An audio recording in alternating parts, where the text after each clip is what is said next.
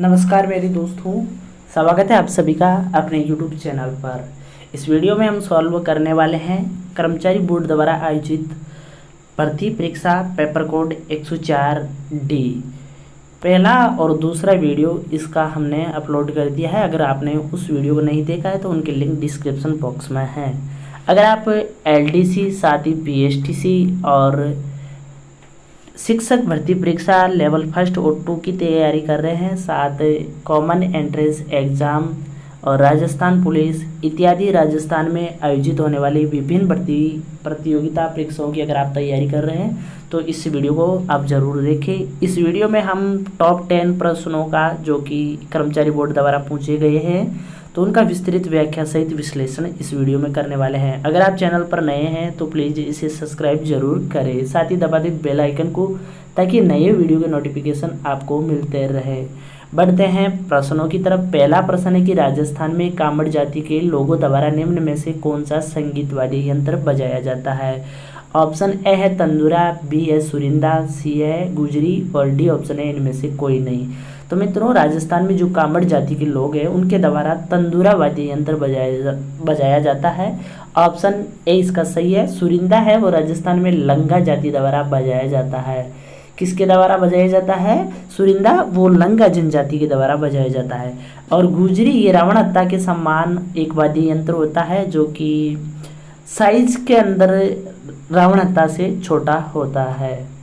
बढ़ते हैं नेक्स्ट प्रश्न की तरफ। तो नेक्स्ट प्रश्न है कि किसी राज्य के राज्यपाल के संदर्भ में निम्नलिखित कथनों पर हमें विचार करना है और इनमें से हमें सही कथनों का चयन करना है। पहला कथन है इसमें कि राज्यपाल की नियुक्ति है वो भारत के मुख्य न्यायाधीश द्वारा की जाती है। तो ये बिल्कुल गलत है। इनकी नियुक्ति राष्ट्रपति के द्वारा की जाती है। तो ऑप्शन एक या कथन एक है वो गलत हो गया। वे राष्ट्रपति की इच्छा अनुसार पद पर रहते हैं, बिल्कुल सही बात है। उनमें राज्य की कार्यकारी शक्तियां निहित रहती है, बिल्कुल सही बात है ये भी।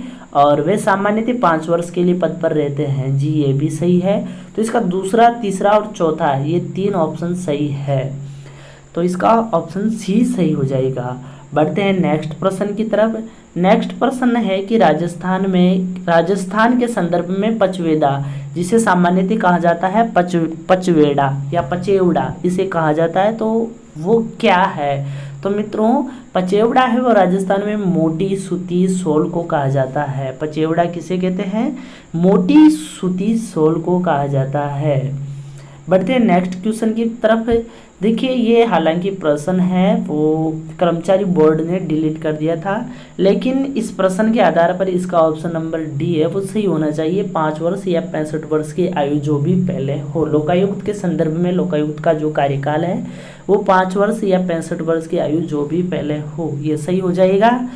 हालांकि अगर बात की जाए तो राजस्थान में 2018 के अंतर्गत लोकायुक्त का जो कार्यकाल है वो बढ़ाकर 8 वर्ष कर दिया था, लेकिन 2019 में पुनः इनके कार्यकाल को 5 वर्ष किया गया था। और फिर जो पिछले जो लोकायुक्त थे तो उनका कार्यकाल वो 6 वर्ष का रहा था। तो इसका सही आंसर ऑप्शन नंबर डी होना चाहिए, लेकिन कर्मचारी बोर्ड ने इसे डिलीट कर दिया है। अगर लोकायुक्त के संदर्भ में और भी अगर बात की जाए तो लोकायुक्त की जो नियुक्ति है वो राज्यपाल द्वारा की जाती है। कौन करता है लोकायुक्त की नियुक्ति? तो लोकायुक्त की जो नियुक्ति है वो राज्यपाल द्वारा की जाती है। और राजस्थान में लोकायुक्त एवं उप लोकायुक्त जो अध्यादेश है 1973 में पारित हुआ था, जिसको राजस्थान में प्रभावी कब से हुआ था? जो राजस्थान में प्रभावी हुआ था 3 फरवरी 1973 से। हालांकि इस अध्यादेश को राष्ट्रपति की स्वीकृति है वो 26 मार्च 1973 को मिली थी, लेकिन इसको प्रभावी है वो 3 फरवरी 1973 से ही मान लिया गया था। अगर बात करें राजस्थान के प्रथम लोकायुक्त की, तो राजस्थान का जो प्रथम लोकायुक्त है वो थे न्यायमूर्ति श्री ID दुआ।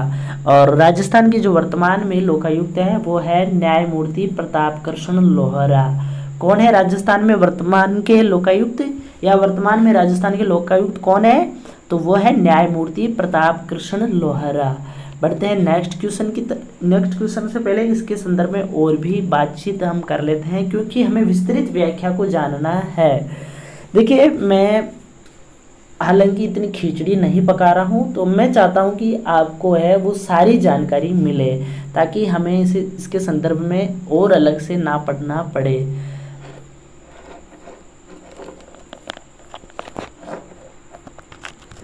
अगर लोकायुक्त के जो कार्य क्षेत्र है उस संदर्भ में अगर बात की जाए तो इनका कार्य क्षेत्र है लोकायुक्त संस्थान द्वारा राज्य के मंत्रियों, सचिवों, विभागाध्यक्षों, लोक सेवकों, जिला परिषदों के प्रमुखों व उप प्रमुख इनके खिलाफ हैं वो जांच करना होता है। साथ ही पंचायत समिति के प्रधान और उप प्रधान, साथ ही जिला परिषद पंचायत समितियों की स्थायी समितियों के अध्यक्षों का, और इसी के साथ ही नगर निगम के महापौर और उप महापौर, साथ ही स्थानीय प्राधिकरण, नगर परिषद, नगर पालिका, नगर विकास न्यासों के अध्यक्ष, उपाध्यक्ष, राजकीय कंपनियों, निगमों अथवा मंडलों के अध्यक्षों, अधिकारियों, कर्मचारियों के विरुद्ध शिकायतों की जांच करना इनके कार्य क्षेत्र के अंतर्गत आते हैं। तो मित्रों आप एक बार स्क्रीनशॉट ले, क्योंकि ये पूछा गया है कि निम्नलिखित में से कौन कौन लोकायुक्त के कार्य क्षेत्र के अंतर्गत आते हैं या किन किन के खिलाफ लोकायुक्त है वो जांच कर सकता है। ठीक है, बढ़ते हैं नेक्स्ट क्वेश्चन की तरफ। नेक्स्ट क्वेश्चन है 25वां प्रश्न की लाल्या काल्या मेला आयोजित होता है।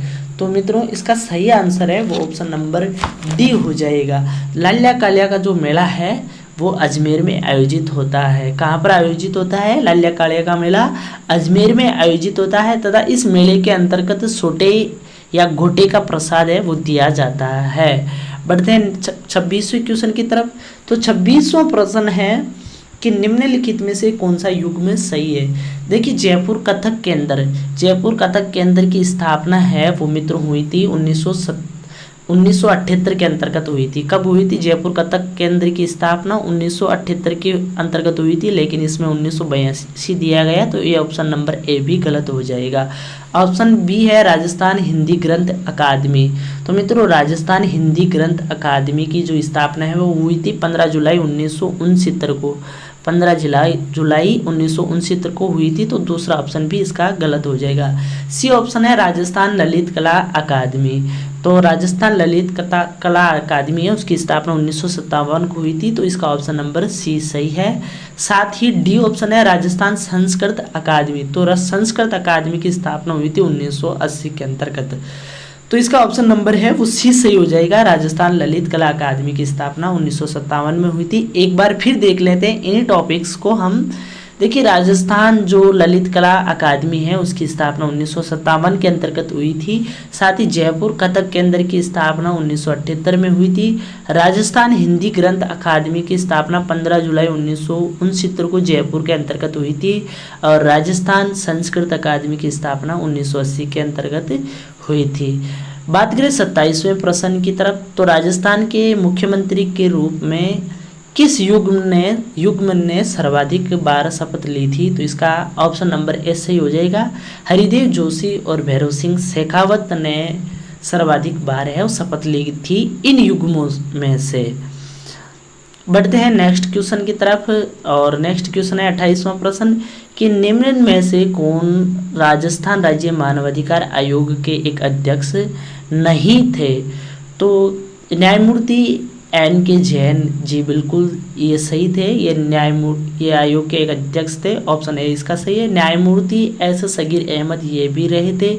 ऑप्शन सी है न्यायमूर्ति कांता भटनागर, ये भी सही आंसर है। और डी ऑप्शन है न्यायमूर्ति प्रेमचंद जैन, ये बिल्कुल गलत आंसर है, ये नहीं रहते आयोग के अध्यक्ष। तो राजस्थान राज्य मानवाधिकार आयोग के ऑप्शन ए, बी और सी ये तीनों हैं अध्यक्ष के पद पर रह चुके हैं। अगर आयोग के बारे में और भी अगर बातचीत की जाए तो राजस्थान जो मानवाधिकार आयोग है इसका गठन हुआ था 18 जनवरी 1999 को। गठन संबंधी सूचना है वो जारी की गई थी और इस दिन इसका गठन हुआ था।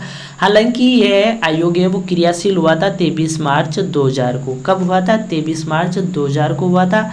और राजस्थान राज्य मानवाधिकार आयोग का जो मुख्यालय है वो जयपुर में स्थित है। आयोग में अगर पहले की बात की जाए तो आयोग में पहले एक अध्यक्ष और 4 सदस्य थे। वर्तमान में आयोग के अध्यक्ष है वो श्री गोपाल कृष्ण व्यास है। देखिए आयोग के अध्यक्ष समय समय पर बदलते रहते हैं, तो आप विभागीय वेबसाइट पर इनके बारे में जरूर देख लेवें। और आयोग के अध्यक्ष और सदस्यों की अगर नियुक्ति की बात की जाए तो ये मुख्यमंत्री की अध्यक्षता में गठित एक समिति होती है, जिनमें विधानसभा के अध्यक्ष, गृह मंत्री और विधानसभा के विपक्ष का जो नेता होता है उनकी अनुशंसा पर की जाती है, और कौन करता है राज्य मानवाधिकार आयोग के अध्यक्ष की नियुक्ति, तो वो राज्यपाल द्वारा की जाती है। और इनके प्रथम अध्यक्ष है राजस्थान राज्य मानवाधिकार आयोग के, तो वो प्रथम अध्यक्ष थे जस्टिस सुश्रीकांता भटनागर आयोग की प्रथम अध्यक्ष रही थी। बात करें 29वें प्रश्न की, तो 29वां प्रश्न है राजस्थान में सातुड़ी तीज नामक त्योहार है वो मनाया जाता है, तो कब मनाया जाता है राजस्थान में सातुड़ी तीज का त्योहार, तो सातुड़ी जो तीज है वो भाद्रपद कृष्ण तृतीया को मनाया जाता है। ऑप्शन नंबर डी इसका सही हो जाएगा।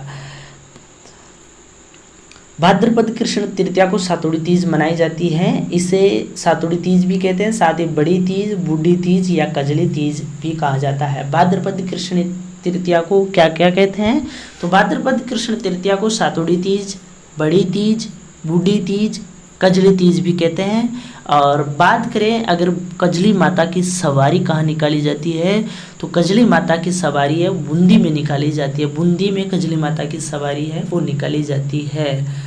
और 30वां प्रश्न है कि राज्य के मुख्य सूचना आयुक्त की नियुक्ति है वो कौन करता है, तो राज्य के मुख्य सूचना आयुक्त की नियुक्ति है वो राज्यपाल द्वारा की जाती है। ऑप्शन नंबर डी इसका सही हो जाएगा। मैं आपको मित्रों एक बार और निवेदन करना चाहूँगा कि यदि आपने अभी तक चैनल को सब्सक्राइब नहीं किया तो प्लीज़ सब्सक्राइब करें, वीडियो को लाइक नहीं किया तो लाइक करें और इसको अधिक से अधिक शेयर जरूर करें। अब मुख्य सूचना आयुक्त के संदर्भ में और भी अगर बातचीत की जाए तो देखिए राज्य के जो मुख्य सूचना आयुक्त है उसकी नियुक्ति है वो राज्यपाल द्वारा की जाती है। किनके द्वारा की जाती है, राज्य के मुख्य सूचना आयुक्त की नियुक्ति राज्यपाल के द्वारा की जाती है। और प्रथम मुख्य सूचना आयुक्त है वो एमडी कोरानी थे। कौन थे प्रथम मुख्य सूचना आयुक्त, एमडी कोरानी थे। वर्तमान में मुख्य सूचना आयुक्त है वो देवेंद्र भूषण गुप्ता है, डीबी गुप्ता वर्तमान में मुख्य सूचना आयुक्त है। और राजस्थान राज्य सूचना आयोग का गठन है वो 13 अप्रैल 2006 को हुआ था। 18 अप्रैल 2006 को प्रथम मुख्य सूचना आयुक्त के रूप में श्री एमडी कोरानी ने पदभार संभाला था और इनको शपथ है वो राज्यपाल द्वारा दिलाई जाती है। इनकी नियुक्ति राज्यपाल द्वारा मुख्यमंत्री की अध्यक्षता में गठित 3 सदस्यीय समिति की सिफारिश पर की जाती है। धन्यवाद। उम्मीद करूंगा कि आपको ये वीडियो बहुत ही ज़्यादा पसंद आया होगा।